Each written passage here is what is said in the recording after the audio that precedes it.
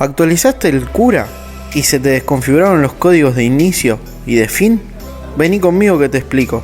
Seleccionamos la impresora que tiene el error, vamos a ajustes de máquina, venimos al código de Start, nos vamos a la web de Vitofeli, vitofelitecnologias3d.com, y aquí tenemos en descargas Cura.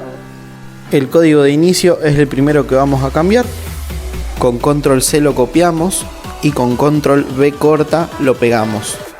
Con el código de fin vamos a hacer lo mismo, lo vamos a borrar, vamos a ir a la web de Vitofeli, lo copiamos con control C, volvemos al Cura, control V, enter y cerramos. Tenemos listo nuestro equipo y ya podemos imprimir normalmente.